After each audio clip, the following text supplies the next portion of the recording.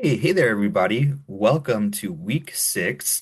I'm going to talk a little bit about some of your major assignments this week and also give you some advice on how to engage with the databases and things like that as you start to look for sources for your work. As we work to take our final essay, a little bit further, step by step. So I enjoyed being able to uh, see where you were, in that check-in quiz from last week. And for the most part, there were no major issues and you didn't have any major questions that I needed to respond to immediately. But I did want to highlight a couple of the general thoughts and general questions that I did receive that were a little more common. And remind you, how you want to approach it. So there were some questions about, like, hey, I think, I might want to use this particular source. And if you ask that question, hey, can I use this text that we've read? Um, every one of those was approved if you didn't see it. I sometimes tried to comment in the comment area of the assignment, but sometimes within the quiz itself, and I'm not sure how well that translates to you or how you're notified of that. So I just wanted to let you know here in this video in case you weren't sure that's been approved. If you were like, hey, actually, that I wanted to actually look at this play and do some analysis there, maybe some historical analysis of that within that play, then it was approved, that kind of thing. So just you're good to go. But the important thing to remember is that, whenever it comes to literary analysis, we are trying to place some type of frame over that text. So that way we can write about that text in a particular way. We can say, hey, I'm going to approach this, for example, from a historical lens. So I'm going to make some particular analytical claim about the writing, so some kind of like meaning making that you're doing in your brain that you're going to state in a thesis, and you're going to connect that in some way to the time period, right? For historical, if you're putting that historical lens. But we've also looked at other lenses, and several of you highlighted different lenses, like a feminist lens or maybe a reader response lens, and those all work and those are all functional. And I just want to remind you that like that's what we're doing. That's what literary analysis is. That's how we go from big summary pieces to like to more narrow, more specific, and then we start to prove our thoughts to the reader by pulling in information from the text and explaining it. And so as you're building these paragraphs within the body, especially, I wanted to spend the first part of this short video discussing a classic pi structure for paragraphs. That's P-I-E, pi. And it's to first make a point, right? So provide some claim within the paragraph. Usually it should be some claim that helps to support your thesis, whatever your overarching statement has been in the introduction. So make a point and then provide information. So this is where you'll be pulling in information from the text, maybe you're quoting the text, summarizing an image, things like that. And then E for explain, explanation. So we make a point, we provide some information from the text, and we explore and work to try to prove that point, and then we explain that information even further. So that way we can more clearly connect that information with both the point and also even our thesis if we can. Because ideally, that's what we're building the paragraphs for. We're building the paragraphs to prove our thesis, to help explain our thoughts to the reader. Okay, so with that said, as a quick reminder from a compositional standpoint, let's look at what you have to do this week and then how you want to handle dealing with the library sources. So yeah, I want to share my entire screen with you all. Here we go. So let's go ahead and get into the student view so that way you're seeing exactly, we're seeing here exactly what you would see. Okay, get into 6. Here we go. All right. So of course we have goals, checklists, etc. And I'm gonna look into this piece in particular in just a second, but let's talk about the learning materials first. All right. So these are the learning materials that we have. We've got some Grimm's fairy tales and things like that, and then we have some things within our textbook itself. You can see here the pages. They're going to be in volume A for the Jataka, and then volume B for the story of Ying Ying in this one, and then we're also going to be in volume B for The Dun Horse, and then this is, or I'm sorry, Volume B for this piece, and then the Dun Horse and Death of Balder are short readings that will be linked from these URLs, from these hyperlinks here. Sorry. So there are some additional pieces to help you with your essay thinking. How can I move from what, the a statement, a claim, a thought that I have about the text, and then work to build that thesis. Because the thesis is the most important 1 to 2 sentences of our essay. It's the whole purpose of us writing the essay, right? So this can help you with that, and we have a bunch of additional help here within this space. But I did notice that the library tutorial for Credo Instruct, for me, I always get this. And that was really frustrating. And I thought this was just broken. But what you can do is it says, hey, unable to see the content. Yes, I am. Click here. And then after that happens, then the content does load. And it's just some help to just help you think through research.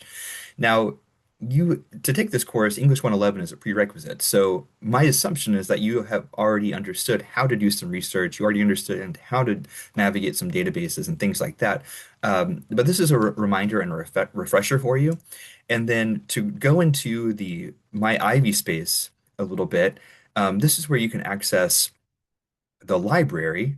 Okay, so for example, this would be your campus library, and then here's just the generic one for all campuses. And what you can do, what I like to do is I like to search within particular databases myself, and then all the databases are listed through this A to Z resource. But let's just look at, for example, Academic Search Complete. And some databases will have more information for you for your source and than others will. And but anyway, when we get into this space, this is where we can start to make sure that we limit our results to full text so that way we can see things. And then if we're trying to find more valuable, more valued sources, then we can click this peer reviewed tab. So that means that it's going to be a source that has been peer reviewed. The search options allow us to do different things, but let's say like, you um, really want to you really liked Gilgamesh, okay? And you want to do some reading about Gilgamesh in some way. That's some kind of lens you want to place over that particular epic. Well, here we go. So we can start to look through what Academic Search Complete has here, and they have 177 results that are discussing Gilgamesh, and that's really broad in some term. Um, and and these kind of give you examples in some ways of other types of literary analysis, right? So professors, scholars, they're effectively doing literary analysis as their job and then working to publish these papers. And then we as students and as readers get to engage with them to help us with our own thoughts, help us with our own writing goals. And that's what's so great about this. So this is how you can begin to find some sources to help you build paragraphs when you're starting to feel stuck and you need more information, things like that. And if you are, if you're stuck, right, you're like, shoot, I don't know what to do. Well, you have this Ask a Librarian space. Ask a Librarian. Their job is to help you do research. Their job is to help you navigate the library so that way you can find the sources that you need. And in an accelerated class like ours, right, only 8 weeks, and you only have a couple weeks to write this essay, they understand that. They're going to try to work with you as quickly as they can. So you can fill this out, you can submit the question. I think some campuses even have like chat, direct connections with the librarians, chats type things. There's an Ask a Librarian service there, and we're in the statewide one, and so your campus one might look a little different, and you might have more direct access to your librarian through your campus library site. But just to note that you have some help here, right? So if you're really struggling, like I can't find any source at all for, this epic poem that you selected, or this particular fable that you really want to focus on. Well, let the librarians help you and engage with them early in the process. Okay, so moving forward, we have some reading reflections, from the week. So you'll be reflecting on the readings, earn those 20 points, fairly low stakes. Get those 20 points. Never try to miss that, though, of course, only the highest 8 out of 10, 9 out of 10. Anyway, you can miss one or two and it doesn't affect you, but try to always do these and get your points. I forget what I adjusted it to in the syllabus. Discussion as always. And then here's our two big assignments, right? Our two 50-point assignments of 5% of the grade each. We have a translation analysis assignment and then the peer review. So getting into the translation analysis, you're going to um, look at these texts. So we have this rewriting Beowulf text, and then we have this Dante's Inferno um, excerpts that will come through here. And you want to think about these, think about um, how they've been translated, and then you're responding to some questions about about those translations. And this is an assignment designed to again just help us to engage with ancient texts that have been translated again and again and again and again into these modern versions. And those translation choices change how we engage with the story, what our reader response is, right? So it's another assignment to make us think about that, to think about those cultural connections, and then to ask us questions about how those translations affect us and the lenses that are being placed upon them, the different tone shifts that might occur through those translation choices, the word choices, how those affect the reading, and then our discussion and thoughts about them. So it's us looking at it's kind of a comparative literature piece, and comparative literature is its own field beyond this, but this is kind of a little bit of a dip into that for us. And you have, again, three different options for how you might want to approach this particular assignment. This assignment is not due until Monday, so you've got a long time to work on this assignment. But again, always budget your time because you know how long it takes to read and take good notes. So there's that. Okay, 50 points. This is like, one of our important things. But then the another important thing, and it's a little bit lower. It's um, it's connected, it's more of a scaffolding piece because it's helping us to get toward that final our final essay. This is where you're going to post, right, that initial start of your essay um, for your that final essay. You're posting it within this space, and and so just getting in here at the end of module 6, right? So that initial post due next Monday. And then in module 7, your task is to go through the peer review. And you're going to be reading your peers, two of your peers' writings in text, and then you're going to essays, and then you're going to be commenting on them to earn those points. So it's our engagement as a class with each other's work because that's how literature exists, right?